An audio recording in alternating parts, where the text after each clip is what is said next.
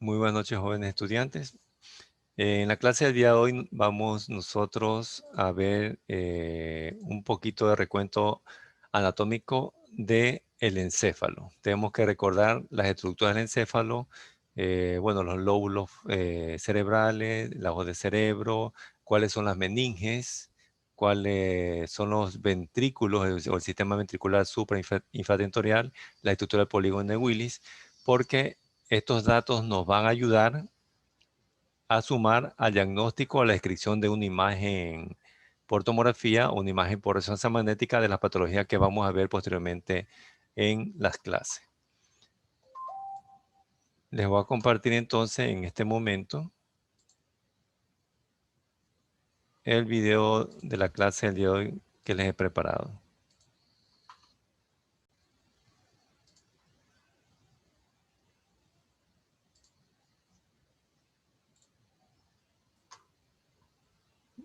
Dentro de los estudios por imágenes que tenemos del cráneo, empezamos con la ecografía transfontanelar, que se realiza a partir de cuando nace el paciente hasta los 12 meses de edad. ¿Por qué hasta los 12 meses? Porque hasta esta edad la fontanela, que es la que se encuentra permeable y la más amplia, la fontanela anterior, es por donde nosotros vamos a aplicar el transductor para realizar este estudio. También tenemos las rayos X convencionales de cráneo, que sus proyecciones más usuales son la P y la lateral. Depende de la región donde presente, en este caso, un trauma o una lesión palpable, entonces se pedirá una proyección específica. Pero las proyecciones estándares son la P y la lateral. También tenemos nosotros la tomografía de cráneo, también llamada tomografía de cerebro. Tomografía se abrevia TC, tomografía computarizada de cráneo o de cerebro. Y la IRM, que corresponde a la imagen por resonancia magnética, entre otros estudios. Aquí tenemos nosotros un esquema de la anatomía externa del cráneo en un paciente pediátrico. Vemos una vista lateral, una vista anterior, una vista superior y una vista posterior, donde nosotros podemos observar la fontanela anterior, ya que es este espacio muy amplio que se encuentra en la parte superior y anterior del cráneo. También tenemos espacios que van a separar los huesos, que se llaman las suturas. En la rayos X de cráneo, ¿qué es lo que vamos nosotros a valorar? Solo la estructura ósea. ¿Ya? Cualquier lesión ósea, como por ejemplo una fractura o de pronto una tumoración. Pero en esta rayos X nosotros no podemos valorar lo que es el parénquima encefálico, lesiones intraparenquimatosas, ¿ya? O intraventriculares. Aquí tenemos nosotros una proyección AP de cráneo. Acá tenemos una rayos X lateral de cráneo. Son proyecciones radiológicas más comunes o más frecuentes que se van a solicitar. En el desarrollo embriológico recordamos que el encéfalo proviene de una yema de la parte anterior, y entonces se va formando el cerebro con sus respectivas circunvoluciones, surcos y cisuras cerebrales. Posteriormente pasa el encéfalo. También tenemos la formación de rombencéfalo, que es el futuro cerebelo, ¿no? Existen unas membranas que van a proteger, envolver el encéfalo o el cerebro y cerebelo, que son las llamadas meninges, que de afuera hacia adentro tenemos la dura madre, como ustedes ven aquí, corresponde a esta imagen en forma de cordón de color morado que se encuentra inmediatamente por debajo del hueso. Le sigue la aracnoides, es la segunda meninge, por debajo de la dura madre, que es esta imagen lineal de color morado. Y por último, la tercera meninge es la pía madre, que corresponde a esta imagen lineal de color melón, inmediatamente pegada o adherida o que tapiza la superficie del parénquima cerebral. Incluso se introduce en los surcos y también en las fisuras cerebrales. Es importante recordar el orden y más que todo la relación anatómica que tiene con estructuras adyacentes estas meninges. De aquí sacamos los espacios meningios. Tenemos el espacio epidural, epi significa sobre, dural significa la dura madre, es decir, que está por encima de la dura madre y por ende por debajo de la tabla ósea interna. El espacio subdural es el que se encuentra por debajo de la dura madre, observen sub por debajo de la dura madre y por ende por encima del aracnoide, ¿no? Y tenemos nosotros el espacio subaracnoideo, que se encuentra por debajo del aracnoide y por encima de la pía madre.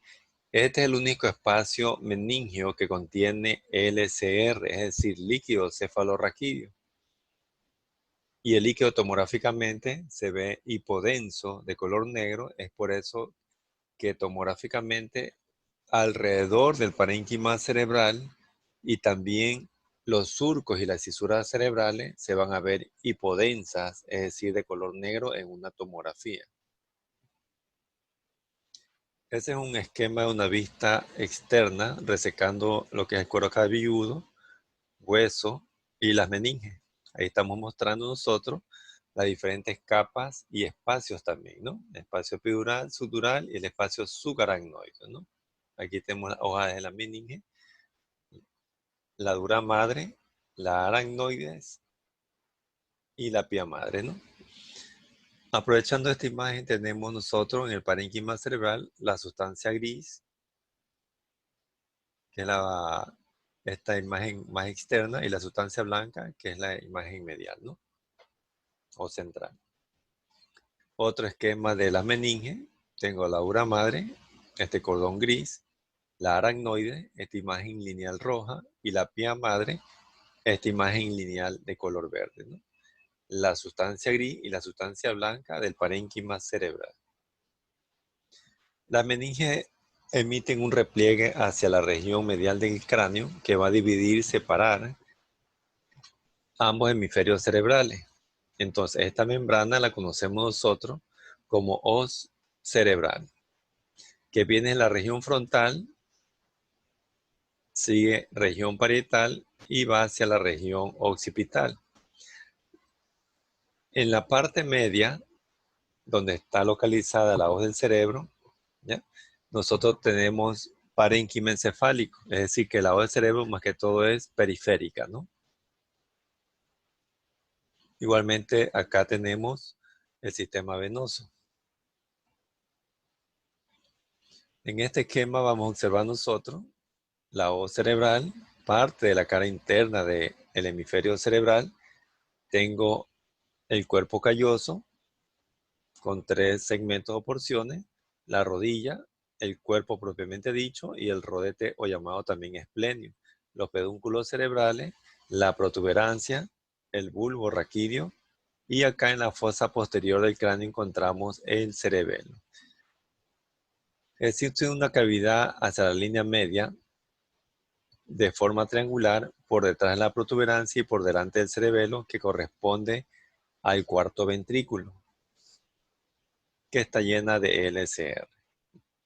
Esta es una vista superior de la base del cráneo, donde nosotros observamos la base, ¿ya? Que está tapizada con las meninges. Recordamos la fosa anterior, de la base del cráneo, donde se alojan los lóbulos frontales, la fosa media derecha e izquierda, donde se alojan los lóbulos temporales, y la fosa posterior, donde nosotros vemos alojado el cerebelo, ¿no? Por encima del cerebelo existe otro repliegue meningio, que es la tienda del cerebelo, o también llamada tentorio. Este tentorio vamos a utilizarlo para designar aquellas lesiones que se encuentran por encima del tentorio, son lesiones supratentoriales, y aquellas estructuras o lesiones que se encuentran por debajo del tentorio corresponden a lesiones o estructuras infratentoriales.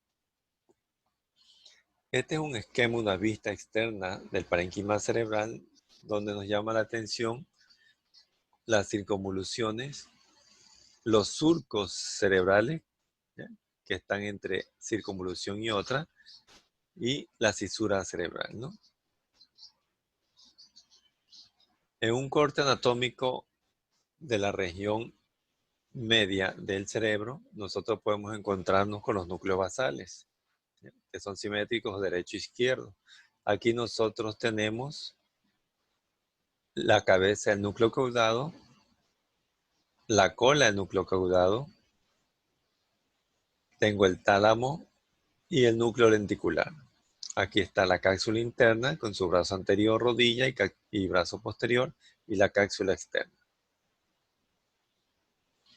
Este es un esquema anatómico de ambos hemisferios para diferentes niveles de corte.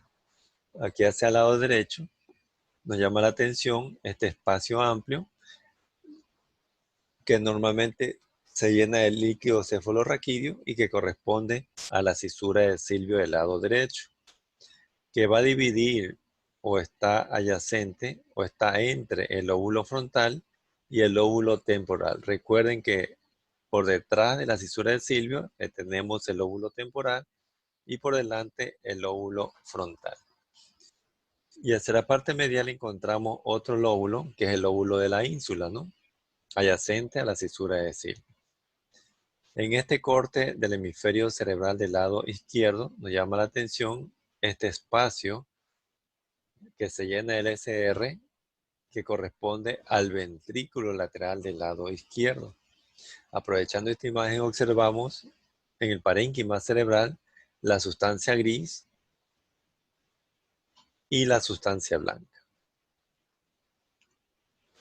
Aquí tenemos la parte de la protuberancia. Acá tengo el bulbo raquídeo.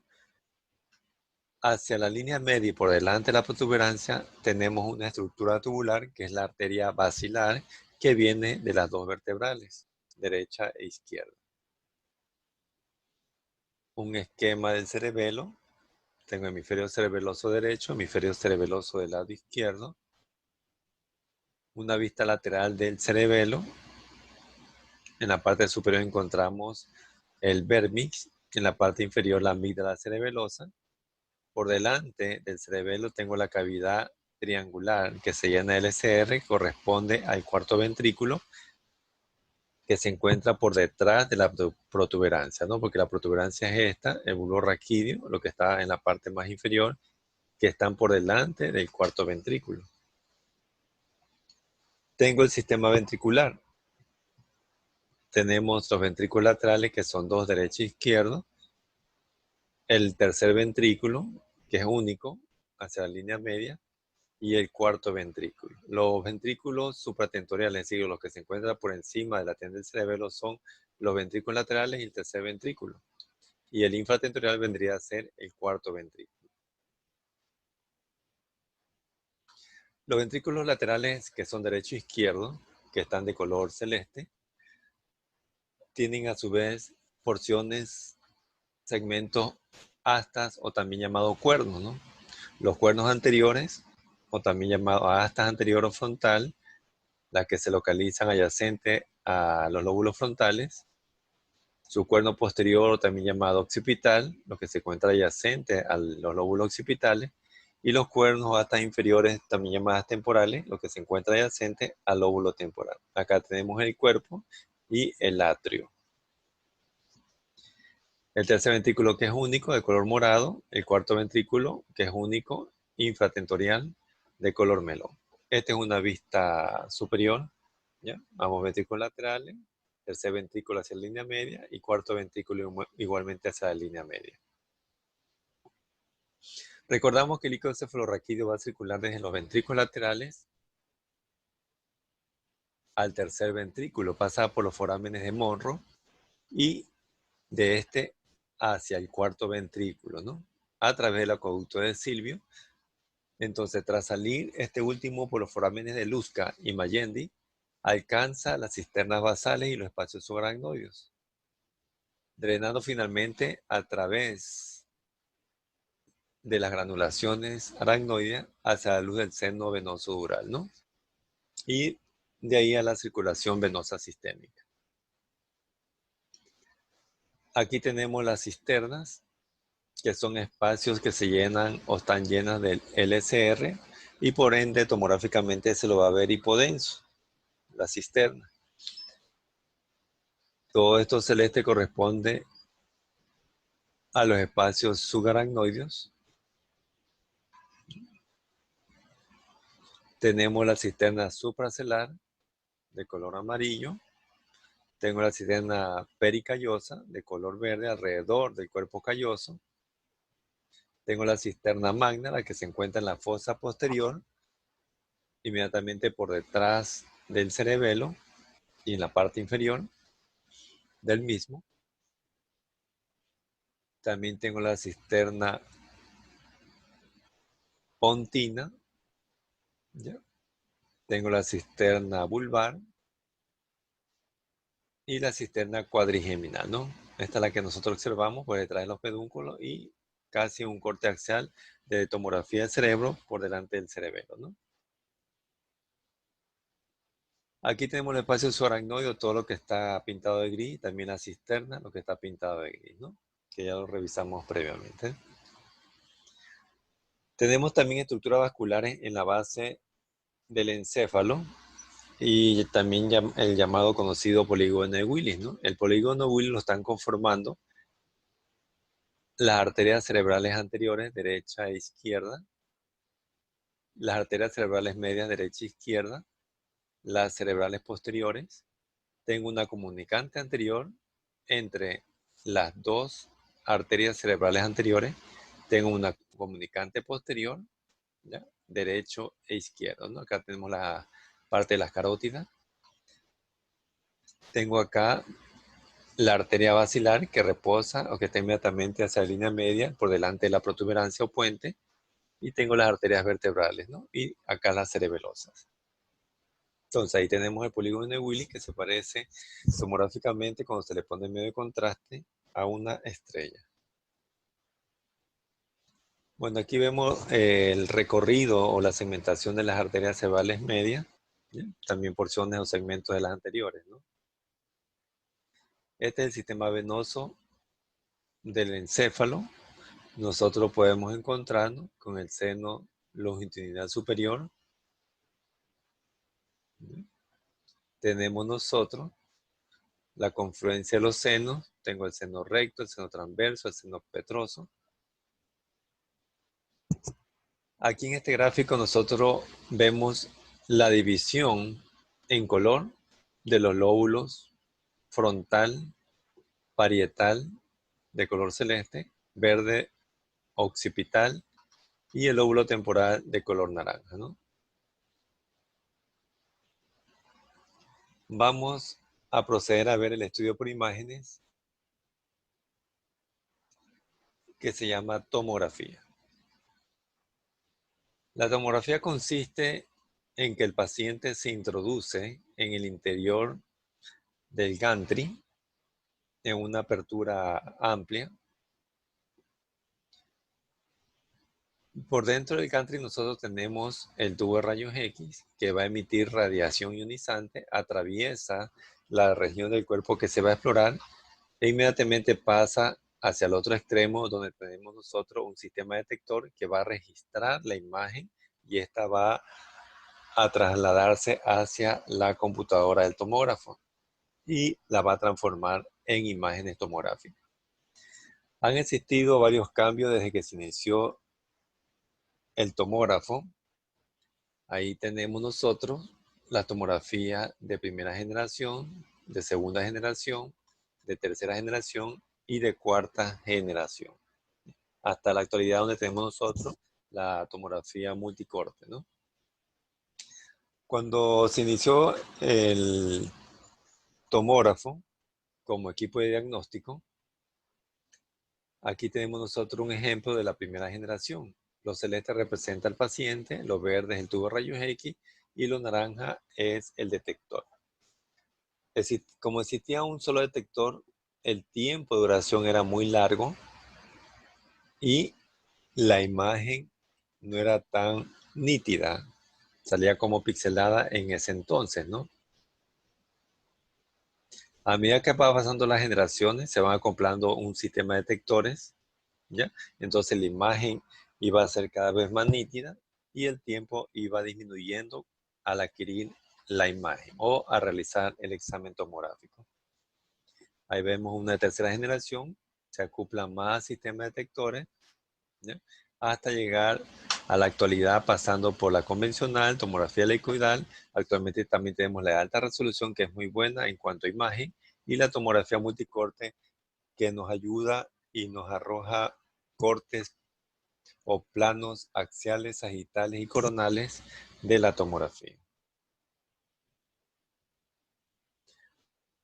¿En qué consiste el equipo tomográfico, no? Tenemos el gantry, aquí dentro vamos a encontrar nosotros el tubo de rayos X y el sistema de detectores que va a girar alrededor del paciente, ¿no? Esta es la mesa donde se acuesta el paciente, el decúbito dorsal. Por lo general, se realizan las tomografías en esta posición. Bueno, ahí tenemos nosotros el gantry. Este es el área donde está el equipo de rayos de tomografía. Tenemos nosotros en una esquina el inyector automático. Cuando se realiza estudios tomográficos con medio de contraste intravenoso, cuando se requiere, a veces se solicita solo tomografía simple, otras veces se solicita tomografía con medio de contraste. Acá nosotros tenemos el equipo de anestesiología, porque si el paciente no colabora con sus movimientos, entonces hay que sedarlo, porque un movimiento que provoque o que tenga el paciente va a dañar la imagen tomográfica, va a salir movida y es no valorable. Esta es la parte interna del gantry, ¿ya? Encontramos más que todas las partes físicas, el componente informático. Tengo aquí el tubo de rayos X y el sistema de detectores, ¿no? Esta es la otra área donde se encuentra el técnico, el tecnólogo o licenciado médico que va a realizar el examen. Tengo una pared plomada, vidrio plomado, que va a separar del área donde está el equipo de tomografía.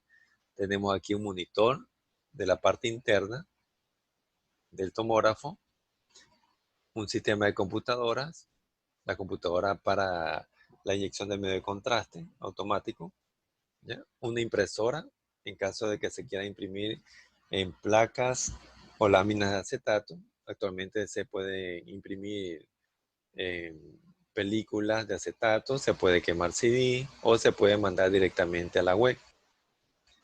Acá en la pared nosotros encontramos una caja que puede ser metálica o puede ser de madera con acrílico blanco y una luz blanca fluorescente en su interior.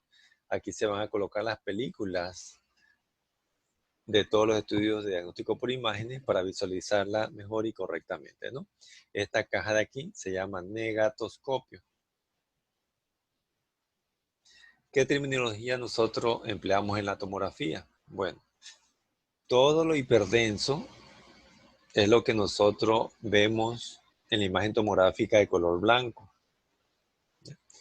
Es decir, tenemos la sangre en fase aguda, las calcificaciones y el hueso. No se refiere a un blanco puro, sino que hay una escala de grises de blancos, ¿ya?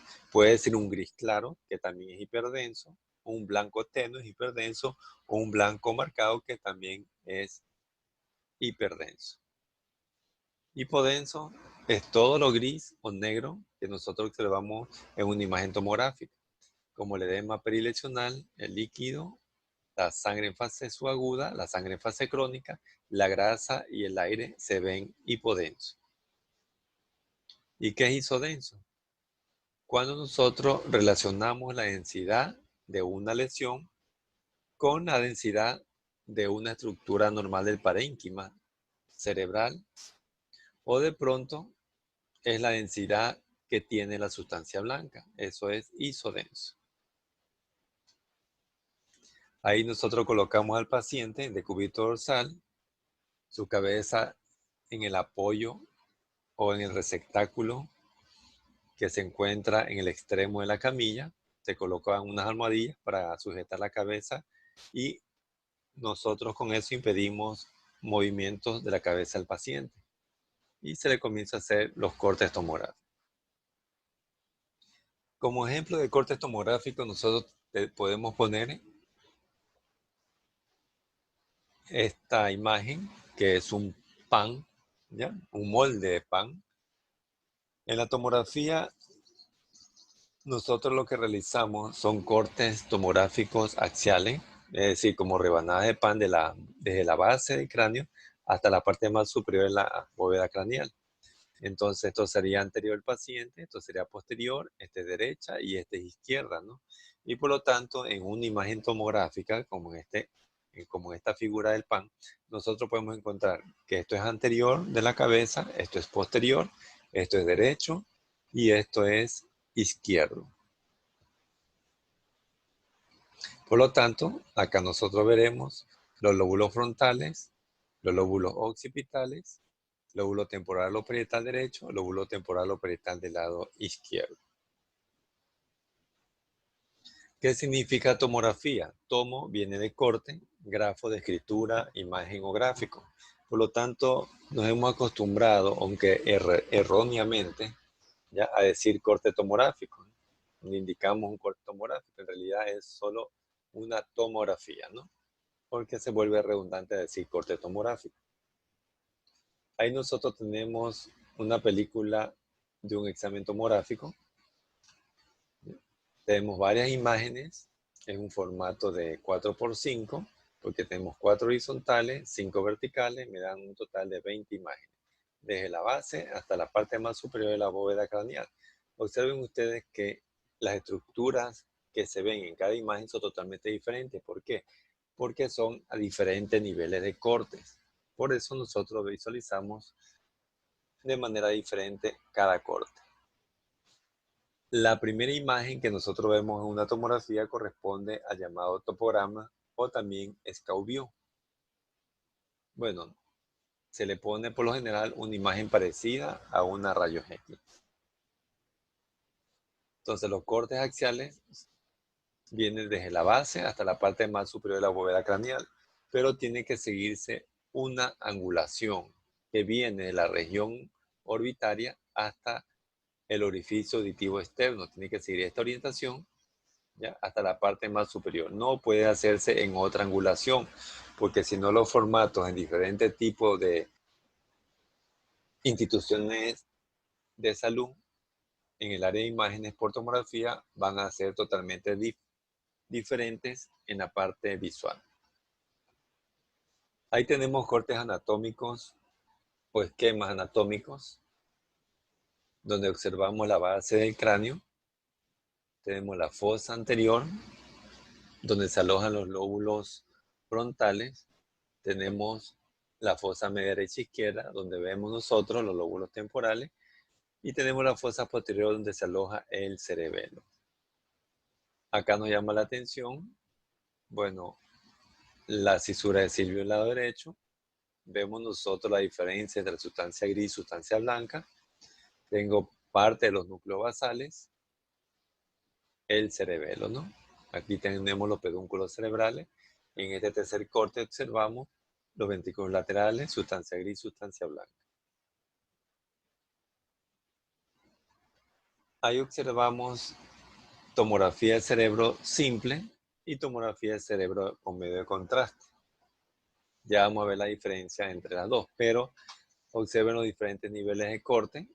Tenemos la base, apenas, bueno, aquí solo apenas se ve las fosas medias, derecha e izquierda. La fosa posterior, acá sí vemos fosa anterior, lóbulos frontales, fosa media, derecha e izquierda, donde se alojan los lóbulos temporales, y en la fosa posterior, donde encontramos nosotros el cerebelo, protuberancia y el cuarto ventrículo.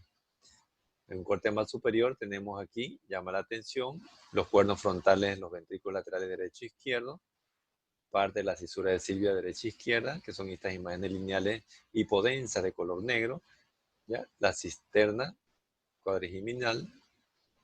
Tengo los ventrículos laterales, ya con sus cuernos frontales y occipitales. Vamos hacia la parte más superior, tengo parte de los ventrículos laterales. Y en la parte más superior de este estudio solo nos encontramos con los lóbulos parietales de ambos hemisferios cerebrales. Igualmente con la M de contraste, ¿no? La diferencia es que aquí nosotros observamos pintado a nivel de la base, que no lo vemos acá en la tomografía de cerebro sin contraste, es las estructuras del polígono de Willis, ¿no? Que están llenas de medio de contraste. Entonces, de esta manera hemos hecho un recuento anatómico. Yo digo recuento porque ya hemos visto nosotros esto en asignaturas anteriores como neuroanatomía. ¿Por qué es importante? Porque de pronto el diagnóstico de una patología no solo se queda en decir, bueno, es una hemorragia parenquimatosa, se me ocurre. Tienen que describirme en qué región del encéfalo se encuentra esa hemorragia. Se me ocurre, si está en los núcleos basales, tienen que definir en cuál de los tres núcleos se encuentra. Caudado, tálamo o el núcleo lenticular.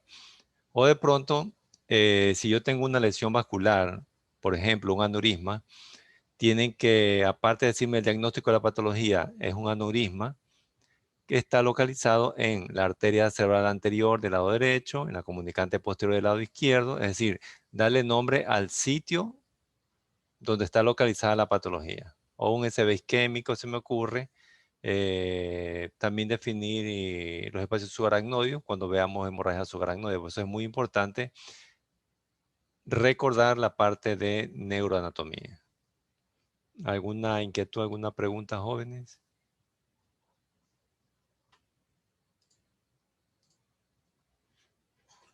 ¿Alguna inquietud sobre el tema que hemos visto? También recordar lo que es el sistema ventricular. ¿Cuál es el sistema ventricular supratentorial? Es decir, los ventrículos laterales, el tercer ventrículo y el infratentorial, recuerde que es el cuarto ventrículo. Recuerden que los ventrículos laterales son dos, ¿ya? Y tienen cuernos, también llamadas astas, frontales, occipitales o de pronto temporales, ¿no? Es decir, anterior, posterior e inferior.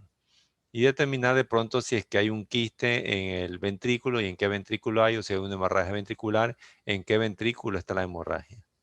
Entonces, lo que tenemos que hacer nosotros, también aparte de recordar la parte de neuroanatomía, ya irnos apropiando de manera visual de estas imágenes tomográficas, es decir, bueno, esta es sustancia gris, esta es sustancia blanca, estos son los ventrículos laterales, la densidad que tiene sobre las últimas imágenes de la diapositiva que hemos visto nosotros. A medida que vayamos pasando las clases, vamos viendo algunos temas, entonces nos vamos apropiando de manera visual de cada imagen patológica, incluso también recordando la parte tomográfica del encéfalo. Inquietudes, jóvenes. La próxima clase nosotros vamos a, bueno, a empezar con el tema de trauma craneoencefálico. Vamos a ver hematomas, que son hematomas epidurales, el suturales, el hematoma parenquimatoso. Pero antes quiero hacer un recuento anatómico del encéfalo por tomografía.